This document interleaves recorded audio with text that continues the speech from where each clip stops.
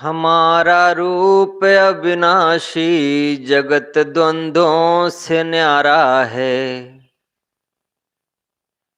अचल अविकार अमृत पद परम निश्चिंत प्यारा है। नहीं है तत्व पर कीर्ति न दुख है सृष्टि जड़ चंचल। न सूरज चंद्र जल थल है पवन पावक न तारा है। हमारा रूप अविनाशी जगत द्वंद्वों से न्यारा है। अचल अविकार अमृत पद परम निश्चिंत प्यारा है।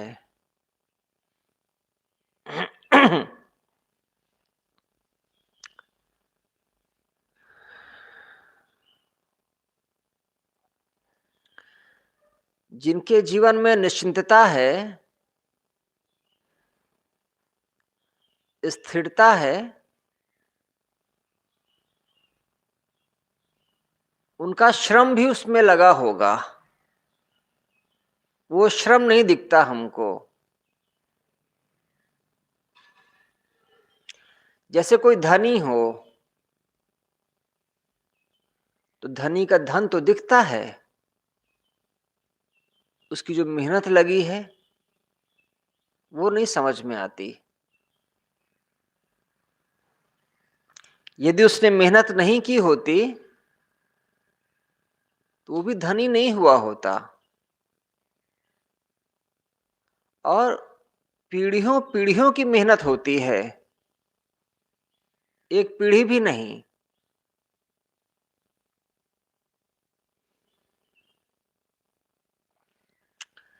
अध्यात्म में एक संपदा है, एक धन है, वो धीरे धीरे करके रिस रिस करके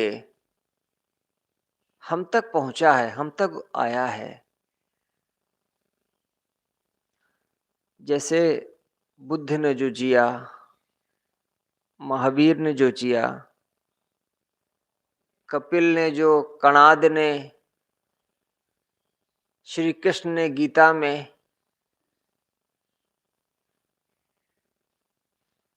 शंकराचार्य ने जो विवेक चूड़ामणि में कहा,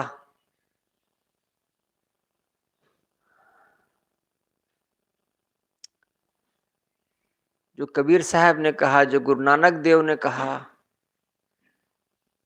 इन सब के निचोड़ से आज वर्तमान का अध्यात्म हमारा निर्मित हुआ है। ये बात समझ में आती है? पीढ़ी दर पीढ़ी उन्होंने जो मेहनत की थी, उन सब के लगातार श्रम का परिणाम है हम आज। ऐसे ही नहीं यहां तक आ गए।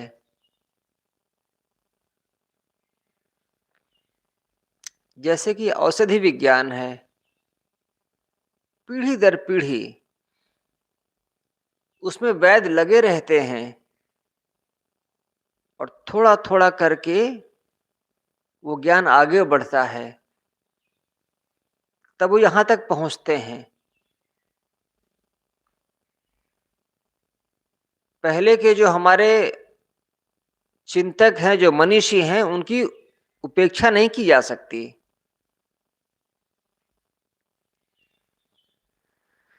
ये जिस ज्ञान को हम यहां पढ़ रहे हैं, कह रहे हैं, ये ज्ञान एक व्यक्ति का ज्ञान नहीं हो सकता है, बहुत लोगों का जोड़ है ये।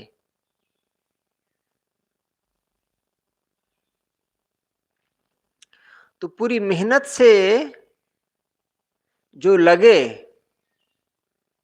उन्होंने इसको रियलाइज किया। जो बहुत सादगी से जी गए, साधारण ढंग से जी गए, सांसारिकता में जी गए, वो शांत नहीं हो पाए। जैसे कोई खर्चीला बना रहा और मेहनत नहीं किया, पुरुषार्थ नहीं किया, तो धन नहीं कमा पाएगा। उसने कुछ विशेष मेहनत की होगी, तब तब कमाया है। वैसे ही जो एक मानसिक स्थिति को उपलब्ध हुए, जो बड़े प्यारे लगते हैं, बड़े शांत दिखते हैं भीतर से और बाहर से, उनका उसमें परिश्रम है। यदि बस खाने, सोने, खिलखिलाने, हंसने में ही अगर वो लगे रहे होते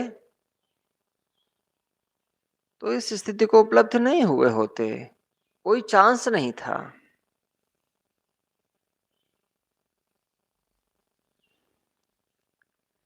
महात्मा गांधी से लोगों ने निवेदन किया कि आप अपनी आत्मकथा लिखिए,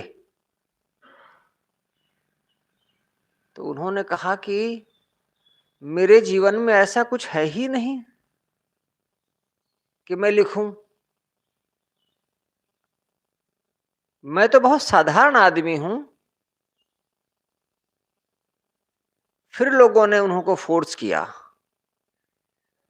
फिर से निवेदन किया उनके साथ के लोगों ने, बापू आप लिखें,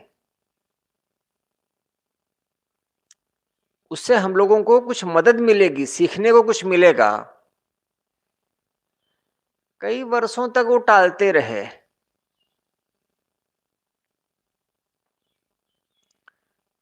उन्होंने कहा उसमें कुछ ऐसी भी चीजें हैं जो ना लिखूं तो ठीक है, लेकिन गलत नहीं लिख सकता हूं मैं,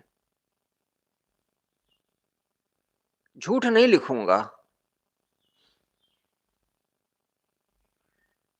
तो उन्होंने फिर जैसा ठीक लगा, जैसा उन्होंने जिया, वैसा वो लिखने लगे। और उसका जो उन्होंने नाम रखा, वो नाम ये नहीं रखा मेरी आत्मकथा, ऐसा नाम नहीं रखा। मेरा जीवन, ऐसा नाम नहीं रखा। एक्सपेरिमेंट्स विद द ट्रूथ, सत्य के साथ मेरे प्रयोग, यह नाम दिया उन्होंने। कुछ प्रयोग किए हैं मैंने, उन प्रयोगों के परिणाम स्वरूप, उन एक्सपेरिमेंट्स के परिणाम स्वरूप मैं यहां तक पहुंचा हूं। तो यदि कोई मेहनत ना करे और बस आराम से खाए, सोए, हंसे,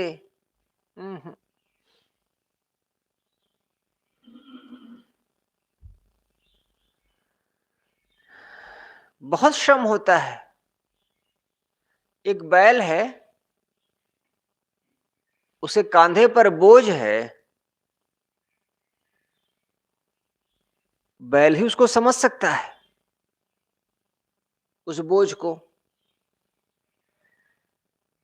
दूसरे जो बैठे हुए हैं गाड़ी पर, वो कैसे जानेंगे?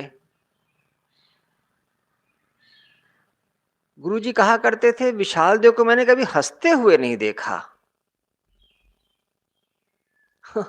एक आदमी के साथ आप 25 साल लगभग वो रहे। 53 में उन्होंने देखा था विशाल देव को पहली बार। 77 में उनका शरीर छूटा। 25 साल और अंतरंग होकर के जिए उनके साथ, और वो कहते थे हंसते हुए नहीं देखा। मुझे नहीं लगता वहां हंसने की कोई जगह है। एक आदमी जो अपनी गंभीरता से जीवन को जी रहा है, वो किस चीज पे हंसेगा, किस चीज पे खिलखिलाएगा? बौद्ध ग्रंथों में कहीं नहीं लिखा है कि बुद्ध ठहाका मार के हंसे, कहीं नहीं लिखा। और कहीं क्षोभित हुए हों, ये भी कहीं नहीं आता है।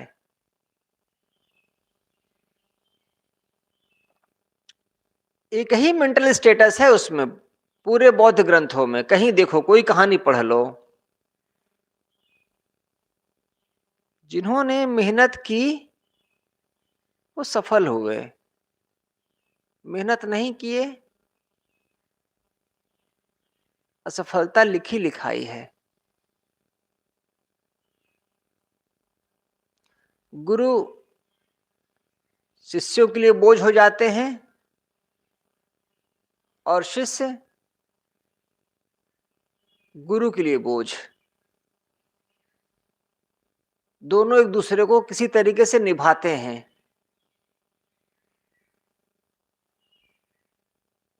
क्योंकि वही कमाई है।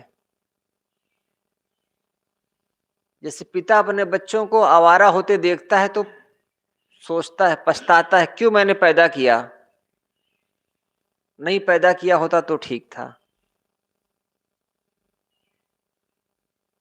वैसे ही यहां है। यदि जो कमाई करनी थी वो नहीं किए और बाकी सब कुछ कमाए तो वो बोझ ही जान पड़ेगा। एक दिन लगेगा क्यों कर रहा हूं, किसके लिए कर रहा हूं।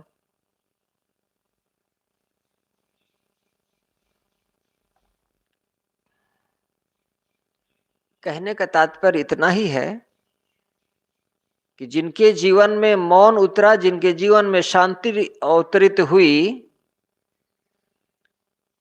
लोगों ने मेहनत की है, तब ऐसा हो पाया है, तब ऐसा मन बना है।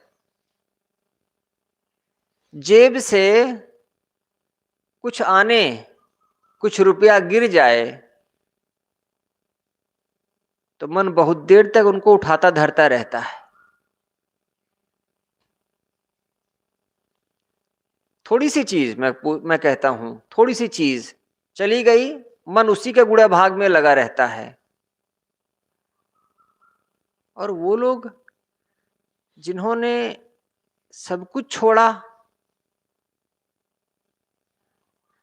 और दूसरों को धनी होते हुए देखे, फिर भी कितना शांत रहे। हमारे गुरुजी इस बात को कई बार कहा करते थे। बहुत लोग आते थे, अपना आश्रम, अपनी जमीनें दान करना चाहते थे हमको। गुरुजी ये आश्रम खाली पड़ा है, आपको लिख देते हैं, कुछ आदमी आप यहां भेज दीजिए, वो व्यवस्था करेंगे। ना, वो तैयार नहीं हुए, उनकी रुचि नहीं रही। पता नहीं कैसा सोचा करते थे वो। एक ही जगह सब लोग रहें, एक साथ सब रहें, जो है कच्चा पक्का बना करके खा लें, एक साथ रहें, ये उनका भाव होता था। ऐसा भाव नहीं होता था अमुक जगह आश्रम खाली है, 4 लोगों को भेज दें, 2 लोगों को भेज दें, वहां रहें, विस्तार हो, नाम कुछ नहीं। जहां हो सब रहो, एक साथ रहो, जो है सब एक साथ जियो। और दूसरे गुरु हैं, उनको आश्रम मिलते हैं तो उनकी मूंछों में और ताव आता है, वो और गिनते हैं, बढ़ाते हैं। 103 आश्रम थे, अब 105 हो गए हैं, अब 110 हो गए हैं। गुरुदेव कहते थे इस तरीके से आश्रम लेने लगता तो न जाने कितने आश्रम हो जाते।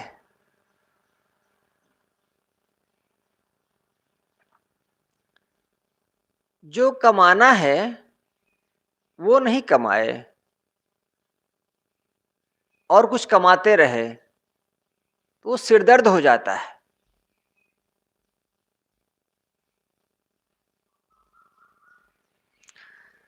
हमारा रूप अविनाशी, जगत द्वंद्वों से न्यारा है, अचल अविकार अमृत पद परम निश्चिंत प्यारा है।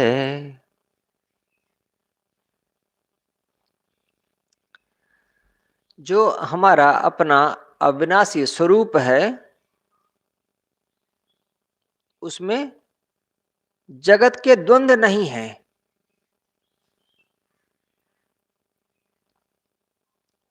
गर्मी सर्दी, ऊंच नीच, अनुकूलता प्रतिकूलता, ये सब नहीं है, हट करके है।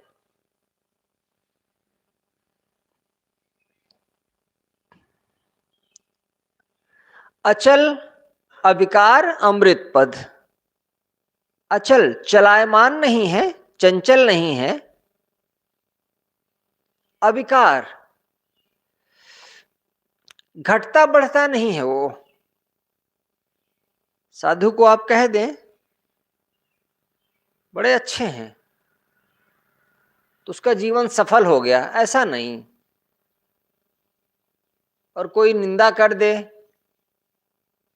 ये कहां दो टुकड़ों के लिए फिरते रहते हो, तो मन बुझ जाए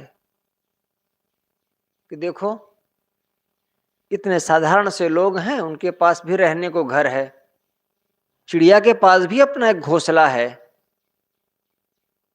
गाय के पास अपना खूंटा है, जानवर के पास अपनी गुफा है। मैं ही हूं जो इधर उधर फिरता रहता हूं। और उसके मन में क्षोभ आ जाए, ऐसा भी नहीं। वो जैसा है वैसा है, वो राजी है अपने होने में।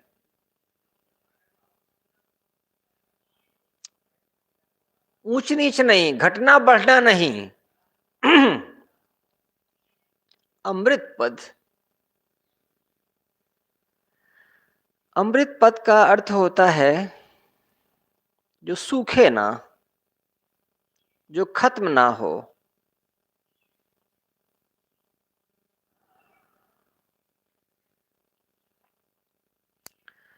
नदी यदि छोटी है तो सूख जाएगी, मर जाएगी। वही नदी का पानी किसी बड़ी नदी से मिल जाए और वो बड़ी नदी जाकर किसी समुंदर से मिल जाए, बस नदी नहीं मरी कभी, अमृत है वही।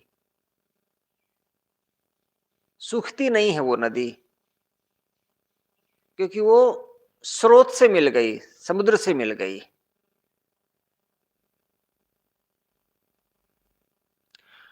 हमारा जो अपना होना है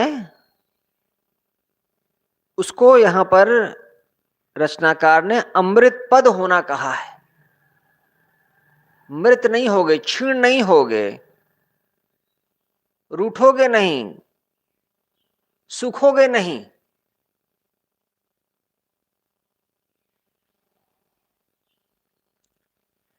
पौधा है, उसको पानी नहीं दोगे सूख जाएगा।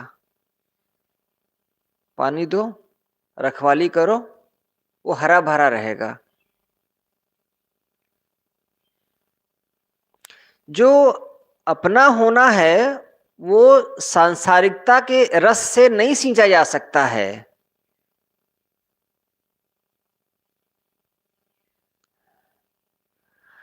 परम निश्चिंत प्यारा है। निश्चिंतता, परम निश्चिंतता, यह उसका स्वरूप है।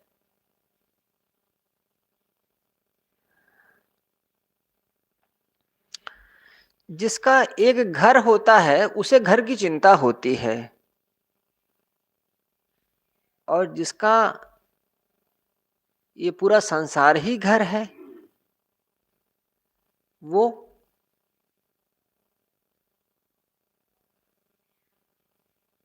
एक बार हरिद्वार के कुंभ में सुबह सुबह 4 बजे से पहले ही चलते चलते टहलते हुए दूर तक पहुंच गए थोड़ा। तो वहां पर देखे, समझते थे कि वहां कोई नहीं होगा, इतना सुबह सुबह कौन आएगा। जंगल की तरफ थोड़ा सा निकले थे, देखे पेड़ के नीचे एक महात्मा बैठे हुए हैं। शायद वो गए ही ना होंगे आश्रम, वो वहीं रात बिताए होंगे। और बैठे हुए थे, ये नहीं थे कि सो रहे थे। पूरा का पूरा हरिद्वार उनके लिए अपना घर है, आंगन जैसा है। वो जहां हैं वहां निश्चिंत हैं, पूरे हैं।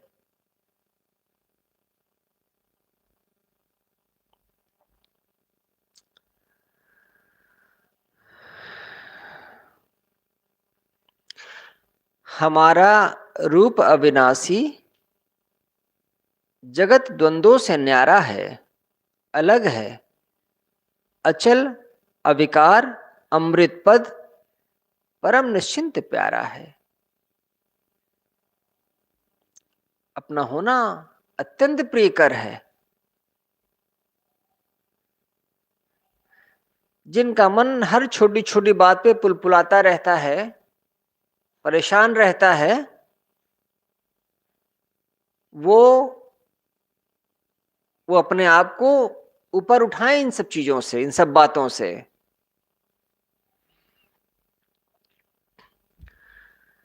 नहीं है तत्व पर कीर्ति, न दुखमय सृष्टि जड़ चंचल, न सूरज चंद्र जल थल है, पवन पावक न तारा है। जो अपना होना है, जो अपना स्वरूप है, उसमें तत्व प्रकृति, प्रकृति के तत्व नहीं है।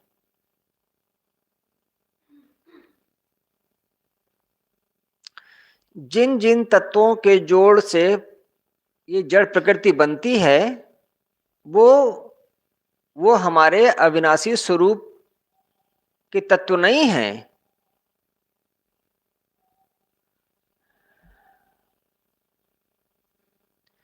न दुखमय सृष्टि जड़ चंचल, ये जो सृष्टि है ये दुखमय है, दुख से भरी है। जड़ तत्वों का जोड़ है, चंचल, हमेशा इनमें रिएक्शन, प्रतिक्रिया, प्रक्रिया होती रहती है, केमिकल रिएक्शन होता रहता है। ये जो इलेक्ट्रॉन है, जो प्रोटॉन है, जो न्यूट्रॉन है, जिनसे एटम मॉलिक्यूल बनते हैं, ये सब क्या है? जिनको इलेक्ट्रॉन प्रोटॉन कहते हैं, यही चंचल हैं, यही गतिमान हैं। ये पृथ्वी जिस पर हम हैं, ये हमेशा गति करती रहती है, और ये सूरज के चारों तरफ घूमती रहती है। सूरज अपनी धुरी में घूमता रहता है, और ये पूरा सौरमंडल घूम रहा है, लगातार गतिमान है। बड़ी अजीब सी बात है।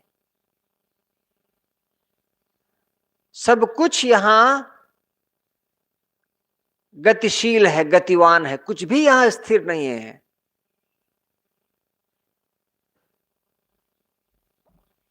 यही है जड़ तत्वों का चंचल होना, उनमें क्रिया होना, क्रियाशीलता।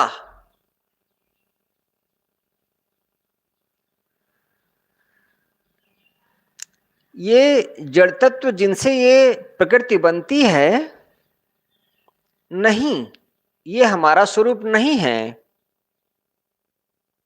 न दुखमय सृष्टि जड़ चंचल, ये दुखमय सृष्टि है, ये जड़ है, चंचल, गतिशील है। ये भी हम नहीं है, ये भी हमारा होना नहीं है।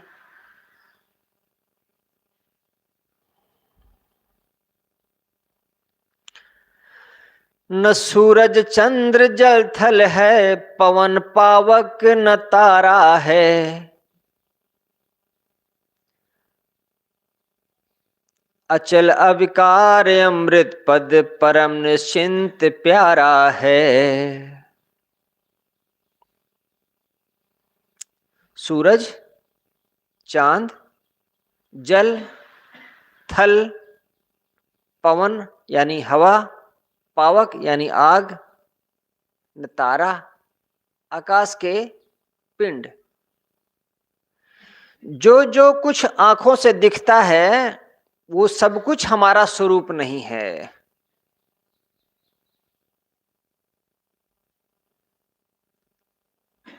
इसलिए बाहर की जो भी घटनाएं हैं, बाहर की जो भी स्थितियां हैं, उन सब से अपने आप को हर समय अलग करते रहो। हर समय अपने आप को अलग करते रहो। यही तरीका है जीने का। मोह क्या है? जोड़ते रहना, हर एक से जोड़ते रहना। और निर्मोही होना क्या है? हर एक से अपने मन को तोड़ते रहना। बस यही प्रक्रिया है। जोड़ते जाओगे, मोह बढ़ता जाएगा। हटाते जाओगे, अलग करते जाओगे, तोड़ते जाओगे, बंधन नहीं बनेगा। बाहर का जो कुछ भी दिखता है, साहब कहते हैं वह तुम्हारा स्वरूप नहीं है। जो हमारी वस्तु स्थिति है, जो वास्तविक स्थिति है, वह इन सब से न्यारी है, अलग है। वो जो उपनिषदों में नीति नीति आया है, नेति न इति, यह नहीं, यह नहीं, यह नहीं। जैसे किसी व्यक्ति का नाम हो राम और एक कक्ष में 50 लोग हों, तो राम तो कोई एक ही होगा। बाकी के जो 49 हैं वो राम नहीं है, नहीं है, नहीं है। जब सबको 49 को नकार दोगे, ना कर दोगे, तब एक राम तक पहुंचोगे। वैसे ही अपने तक पहुंचना है तो बाहर का जो कुछ भी दिखता है वो सब कुछ नकारना होगा, तब अपने तक पहुंचोगे। यह शुद्ध ज्ञान है। इसमें कोई कर्म कांड नहीं है, इसमें कोई ईश्वर नहीं है, इसमें कोई मंदिर देवी देवता नहीं है। आध्यात्मिक होने का अर्थ होता है वैज्ञानिक होना। वैज्ञानिक वो किसी को नहीं पूजता,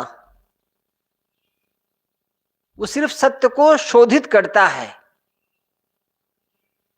जो उसमें से असत्य होगा वो छंट जाएगा, जो बचेगा वो सत्य होगा। बस एक दुकानदार है, जब अपनी दुकान खोलता है, शटर ऊपर चढ़ाता है, तो उस जमीन को सिर छुआता है, क्योंकि दिन भर की उसकी रोजी रोटी वहां से चलनी है। एक ड्राइवर है, जब वो गाड़ी चलाना शुरू करता है तो गाड़ी को छूता है और माथे पर लगाता है अपने।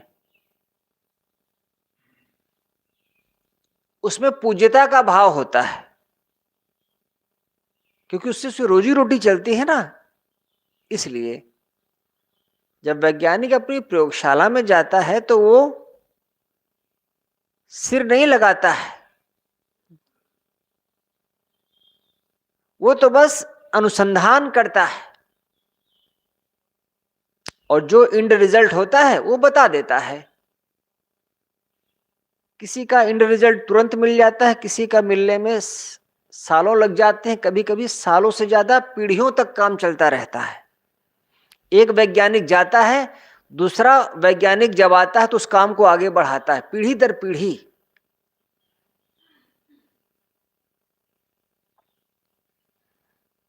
आध्यात्मिक होना है वैज्ञानिक होना। यहां पूजा पाठ की कोई गुंजाइश नहीं होती है। और जिसकी जितनी मेधा सूक्ष्म होगी, जितनी समझ गहरी होगी, वो उतना साफ साफ देखेगा।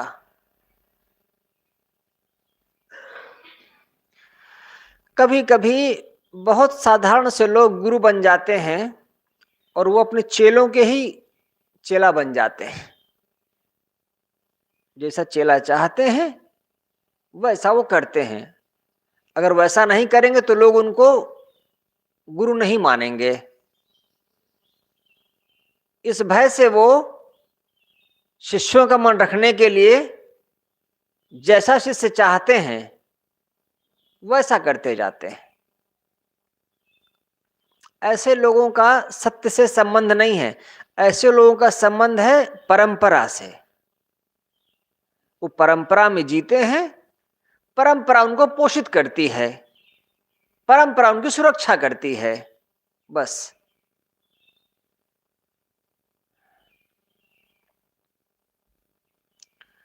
कबीर साहब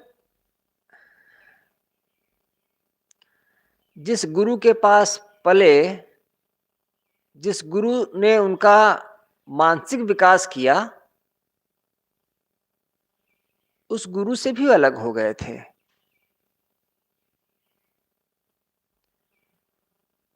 गुरु ने उनको समझाया, उनको समझ में आया,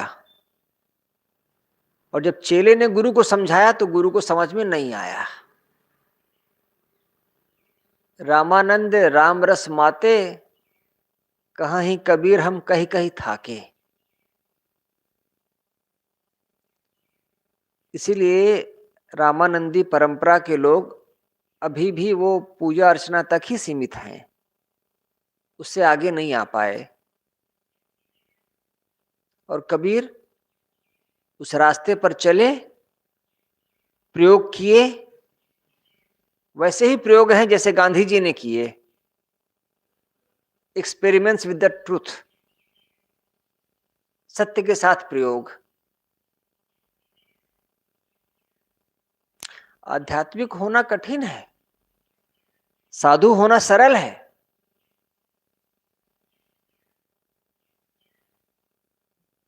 एक परंपरा में हैं, जी रहे हैं, आसान है।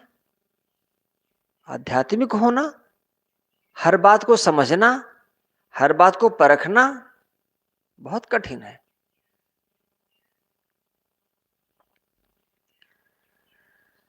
मिलन बिछुड़न गहन त्यागन, न तन मन के सकल अनबन, न जागृति स्वप्न सुसुप्ति है, न यह संसार सारा है। जो हमारा अपना होना है उसमें मिलन, बिछुड़न, गहन ग्रहण पकड़ना, त्यागन त्याग देना, न तन मन के सकल अनबन, ये सब कुछ भी नहीं है।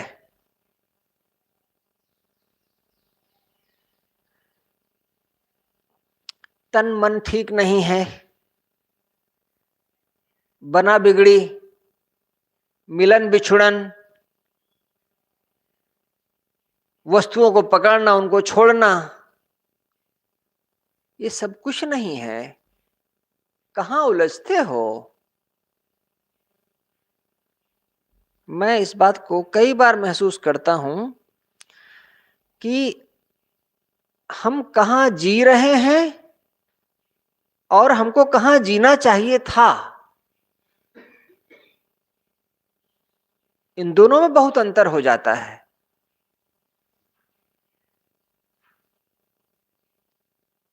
जैसे किसी को रेलवे स्टेशन जाना हो तो बजाय कि वो पूरब के जाए, यहां से और पश्चिम चला जाए। हमें जहां जीना चाहिए था वहां हम नहीं जीते हैं, हमें जहां नहीं जीना चाहिए था वहां हम जीते हैं। तब तब हम अपने आप से कितना दूर होते हैं।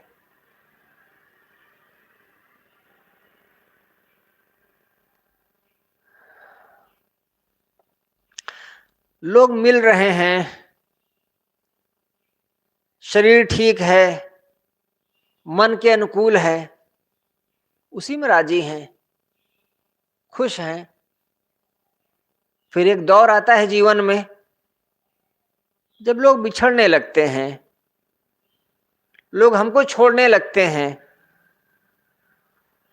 हमारा ही शरीर काम नहीं देता है और हमारा ही मन ढीला होता है।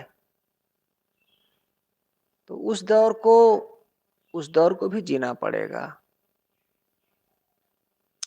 जवानी में सब आकर्षक लगता है और आप सबको आकर्षित करते हैं,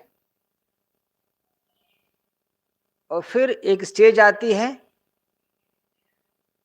जब सब आपको अनदेखा कर देते हैं, तब आप सबको देखते हैं और आपको कोई नहीं देखता। उस स्थिति के लिए कोई तैयारी नहीं।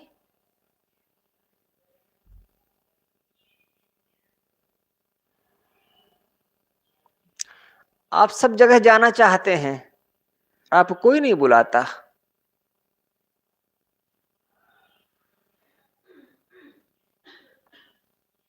मिलन, बिछड़न, पकड़ना, छोड़ना, तन मन का अनबन होना, ये सब कुछ नहीं है आत्मा की स्थिति में।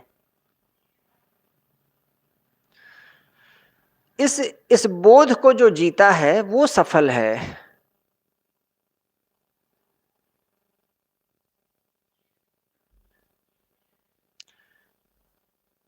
न जागृति स्वप्न सुसुप्ति है, न यह संसार सारा है। ये सब भी नहीं है। जागना, सोना, स्वप्न देखना, ये सब कुछ नहीं आता है जीव के स्वरूप में। न यह संसार सारा, जो सारा संसार देखते हो, इसी में जीते हो, इसी का स्वप्न देखते हो, ये सब कुछ नहीं है। नितांत अकेला है यह जीव।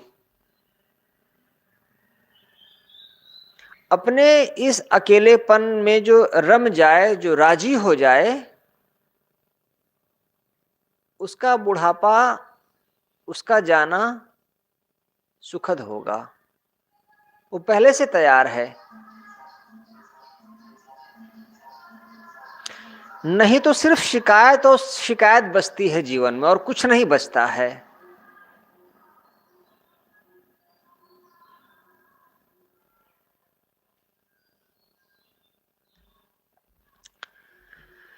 मनः कल्पित सकल मन भव, जगत तन मन सुसुप्तिवत। मिला भी क्या, छुटा भी क्या, स्वयं नित्य प्राप्त प्यारा है। मनः कल्पित सकल मन भव, जगत तन मन सुसुप्तिवत। मन से जो कुछ भी कल्पनाएं करते हो, यह सब कुछ मन को ही मजबूत करते हैं। मन की कल्पनाएं मन में वेग भरती हैं। जो मन का भाव है, जो मन का समुद्र है, उसमें मन की कल्पना रूपी हिलोरें जोर मारती हैं। जगत तन मन सुसुप्तिवत, ये सब कुछ सुसुप्ति, सोया सोया सा है। जैसे सोते हो सब कुछ खो जाता है,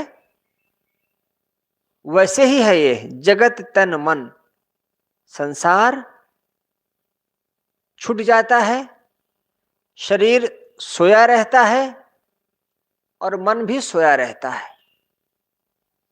अगर कोई सो जाए तो उसकी पकड़, उसकी जकड़ कम होती जाती है।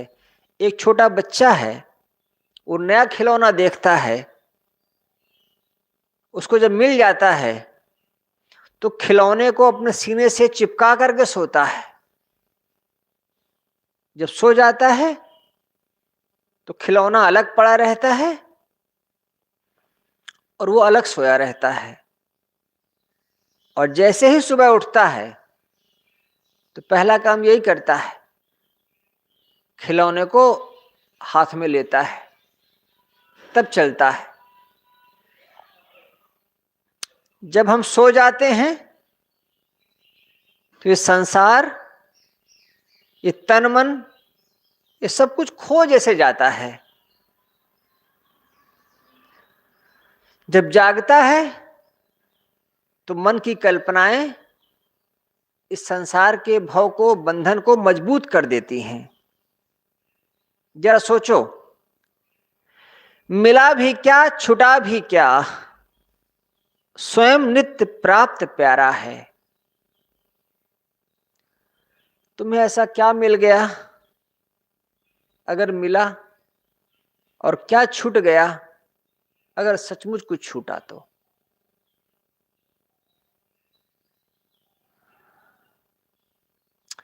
दोनों ही खेल है।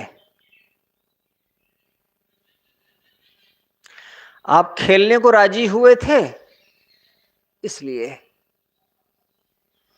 जिसकी थोड़ी योग्यता है वो गांव का प्रधान बन गया, नहीं बन पाए तो बड़ी तकलीफ होती है। और जिसकी बड़ी प्रतिभा है वो राष्ट्रपति बनना चाहता है। कांग्रेस के एक बड़े नेता थे, उपराष्ट्रपति हुए थे।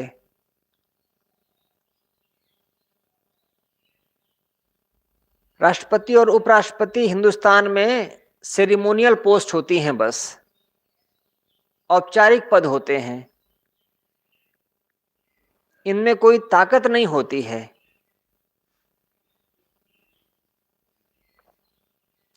तो कांग्रेस की सरकार थी, कांग्रेस के प्रधानमंत्री थे, तो उन्होंने एक नेता को उपराष्ट्रपति बना दिया। अब सामान्यतः ऐसा होता है कि जो उपराष्ट्रपति होता है 5 वर्षों के लिए, उसे ही 5 वर्षों के बाद राष्ट्रपति बना दिया जाता है। ना उपराष्ट्रपति को कोई ताकत है ना राष्ट्रपति को, तो उसी को बना देते हैं। अब संयोग ऐसा हुआ कि कांग्रेस की सरकार हट गई, दूसरी पार्टी की सरकार आई, बीजेपी की सरकार आई, तो वो कांग्रेस के आदमी को क्यों बनाएंगे राष्ट्रपति? वो उपराष्ट्रपति को इतनी तकलीफ हुई कि उसको हार्ट अटैक हो गया, वो फालतू में मर गया। लोगों ने कहा, भाई उपराष्ट्रपति बन गए थे, क्या कम बड़ी बात है? पेंशन बन ही जाती है, दिल्ली में रहने को एक मकान तो मिल ही जाता है रिटायरमेंट के बाद भी, तो क्या बुरा हुआ था? नहीं राष्ट्रपति बने। उनको इतना सदमा लगा, पूरी तैयारी करके रखे होंगे कि राष्ट्रपति बनूंगा, नहीं बन पाए, हार्ट अटैक हुआ। जैसे जिस दिन दूसरे आदमी को शपथ दिलाई गई, उस दिन उनको हार्ट अटैक हो गया, मर गए।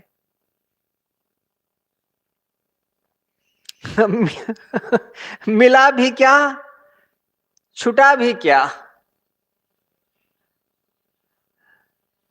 स्वयं नित्य प्राप्त प्यारा है। जो प्राप्त होने लायक है वो तो नित्य प्राप्त है। आप हैं, बस सबसे बड़ी बात तो यही है। कोई हो ना हो, आप हैं बस।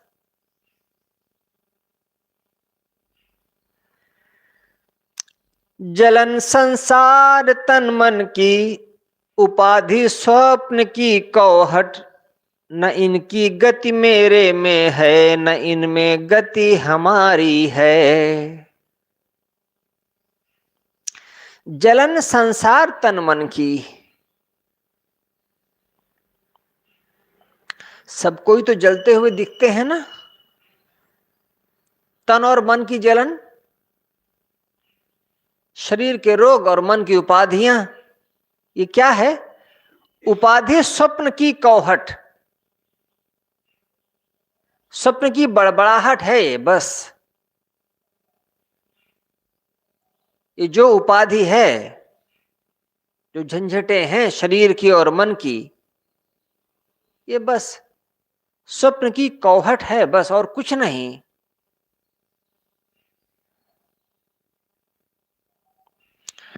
ऐसे आदमी को तनाव कैसे आएगा? ऐसे आदमी को डिप्रेशन कैसे आएगा? ऐसे आदमी का मन कैसे फंसेगा, कैसे रमेगा दुनिया में, जो इतना अपने आप को अलग रखता है, अलग करता है।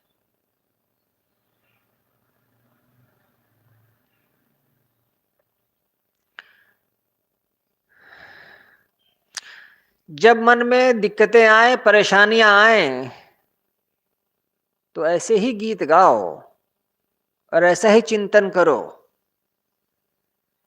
किसी डॉक्टर के पास जाने की जरूरत नहीं पड़ेगी। आदमी के 100 में से 99 रोग मानसिक होते हैं। मन में गांठ बनती है, तब तन में गांठ उभरती है। मन में ही गांठ नहीं बनने दो। जितनी चाहनाएं रखोगे उतनी गांठें बनाओगे। जितनी चाहनाएं शून्य रखोगे उतना ग्रंथि विहीन होकर के जियोगे। ऐसे लोग जो अपनी जिंदगी जीना मुश्किल किए रहते हैं, वो सिर्फ एक ही कारण से, इतनी मन में उनकी चाहनाएं हैं कि समझ ही नहीं पाते हैं कि कहां रुकना है।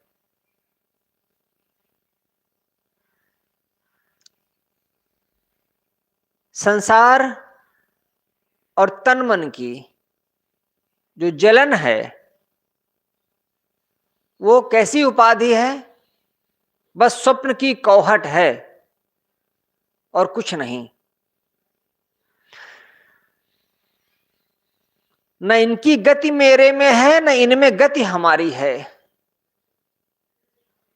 कोई चीजें, संसार की चीजें, तन की, मन की, ये मुझे वेग में नहीं डाल सकती, मुझ में चंचलता उत्पन्न नहीं कर सकती हैं।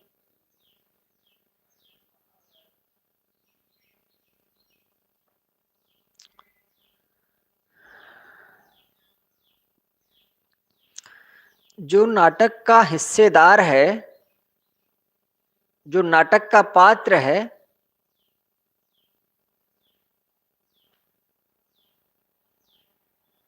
उससे अलग एक व्यक्ति जो इस नाटक को देखता है, वह समझता है कि नाटक है। जब कोई एक सिनेमा घर में जाकर के सिनेमा देखता है, तो ऐसा समझो कि पूरा का पूरा सिनेमा घर एक नाटक है। दर्शक भी उस नाटक के हिस्सा हैं।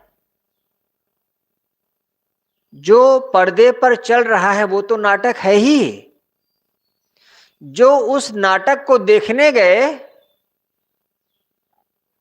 वो भी उस नाटक के ही हिस्से हैं।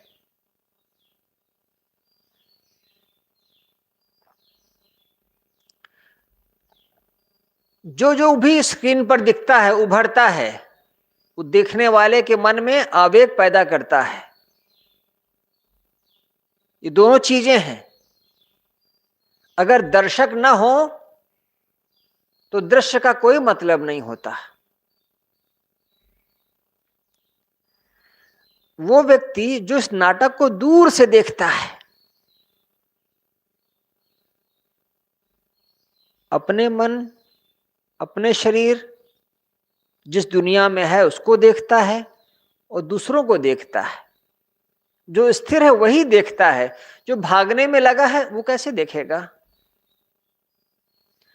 जब आप एक चलती हुई ट्रेन में बैठते हैं तो आपको सब कुछ चलता हुआ दिखता है। महसूस किया है ना? चलती हुई बस में पेड़ पौधे, मकान, दुकान, घर, सड़क, सब कुछ चलता हुआ दिखता है। रुका हुआ कब जनाई पड़ता है?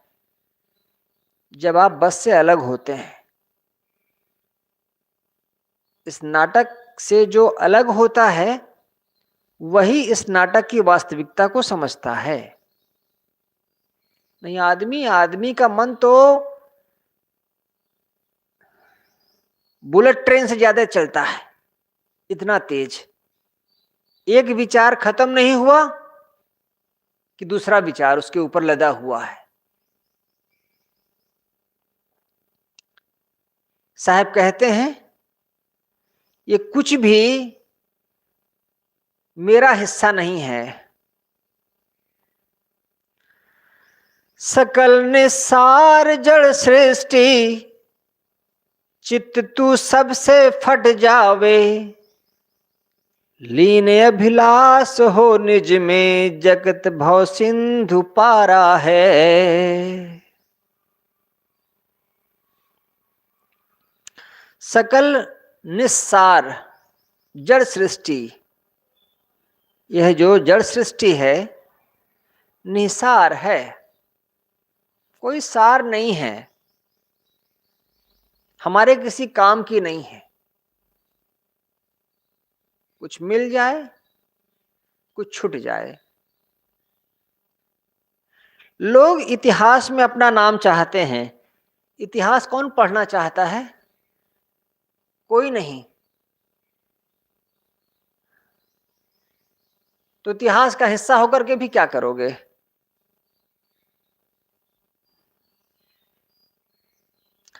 बहुत से लोग होते हैं जिनका जीवन कठिनाई में बीतता है, कोई जान नहीं पाता, और जब वो चले जाते हैं, नहीं रहते हैं, तब उनका गुणगान करते हैं। इससे क्या लाभ हुआ उनको? फ्रांस में एक ईसाई साधु था, इटली में, ब्रूनो, ईसाई साधु था। एक ईसाई विश्वविद्यालय में पढ़ाई किया और फिर वहां पढ़ाने लगा। ईसाई साधु था, बार बार कहता हूं ईसाई, जो ईसा मसीह के उपदेश हैं उनको पढ़ने पढ़ाने का काम करता था। उस समय छात्रों को क्या पढ़ाना शुरू किया कि सृष्टि किसी ईश्वर ने नहीं बनाई, इस सृष्टि चलाने वाला कोई ईश्वर नहीं है। तो ईसाई गुरुओं के कान खड़े हो गए, विश्वविद्यालय से उसको हटा दिया।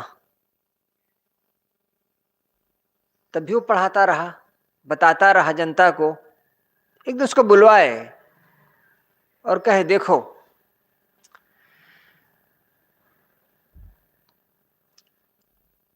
ये जो तुम पढ़ाते हो भले सही हो, तुमको लगता है, लेकिन वो हमारे ईसाइयत के खिलाफ है। क्योंकि हम लोग यही कहते हैं कि परमात्मा ने सृष्टि बनाई है, ईसा उसका पुत्र है, उसने ईसा को भेजा है लोगों की रक्षा के लिए। ये बताओ, और तुम्हें अनर्गल बातें क्या बताते हो? उसने कहा, अभी वैज्ञानिक खोजें हो रही हैं, उसमें चीजें साफ हैं। और आपको आश्चर्य होगा, वो कोई चोर और बदमाश नहीं था। ब्रूनो एक युवा साधु था। ईसाई धर्म गुरुओं ने उसके लिए सजा दी। और क्या सजा दी? चौराहे पर आग जलाओ, कड़ाही रखो, उस कड़ाही में तेल भर दो, जब वो तेल उबल जाए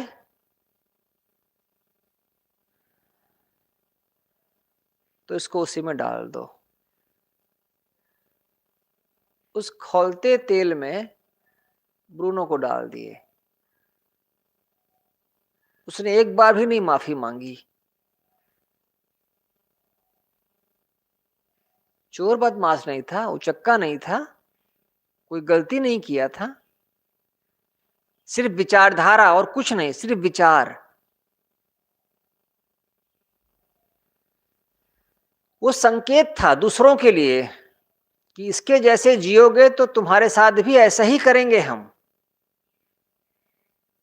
अब 400 वर्षों के बाद वही पढ़ाया जा रहा है जो ब्रूनो ने कहा था। जो ब्रूनो ने बताया वही पढ़ाया जा रहा है सब जगह यूनिवर्सिटीज में। और ईसाइयों की किताब बस थोड़े से कुछ लोग मानते हैं। अब जब ईसाई पढ़ाते हैं बाइबल तो सृष्टि के बारे में नहीं बताते, ज्यादा आगे बढ़ जाते हैं।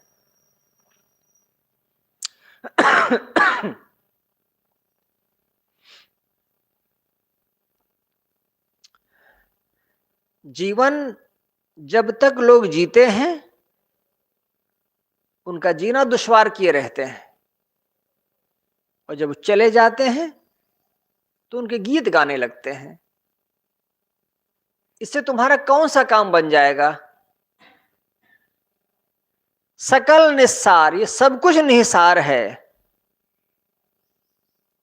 चित्त तू सबसे फट जावे, ऐ चित्त तुम अपने आप को सबसे तोड़ लो, सबसे अलग कर लो।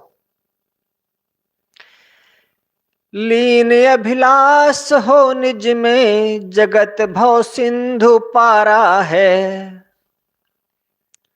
अचल अविकार अमृत पद परम निश्चिंत प्यारा है। रचनाकार श्री अभिलाष साहब कहते हैं, तुम अपने निज में, अपनी निजता में स्थित हो, बाहर भटकना छोड़ दो और देखोगे जगत भव सिंधु पारा है। ये जो जगत है इसका जो ऊंच नीच है, इसकी जो लहरें हैं, इनसे तुम पार हो जाओगे। अपने आप को खोकर ही हम संसार में डूबते उतराते हैं। जो अपने आप को समझ लिया वह जगत द्वंद्वों से पार हो गया। साहेब बंदगी साहेब। वंदन है गुरुदेव तुमको, वंदन है गुरुदेव, वंदन है गुरु, वंदन। काल जाल के फंदा भारे, काल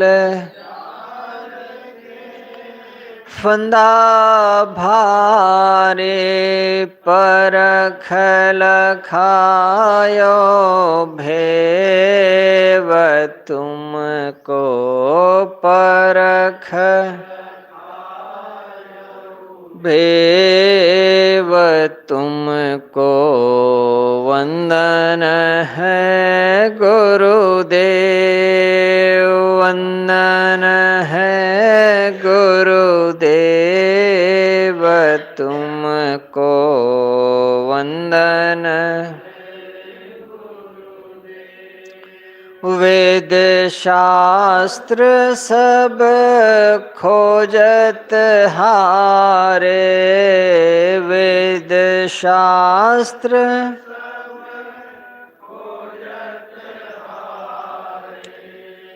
मर्म न जानत केव तुमको, मर्म न जानत केव तुमको।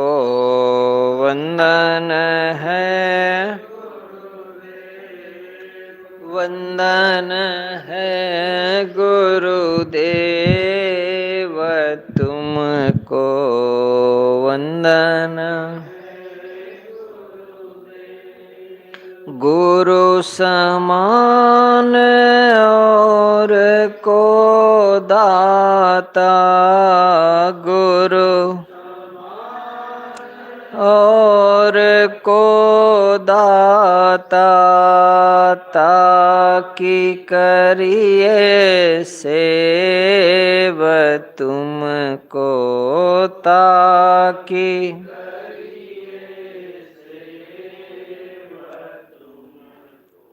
वंदन है गुरुदेव वंदन है गुरुदेव।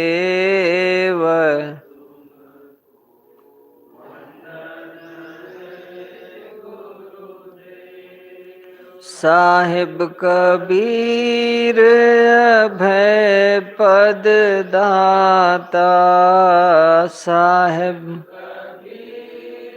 अभय पद दाता, पूरन परख समेव तुमको, पूरन परख व तुमको वंदन है गुरुदेव, वंदन है गुरुदेव तुमको।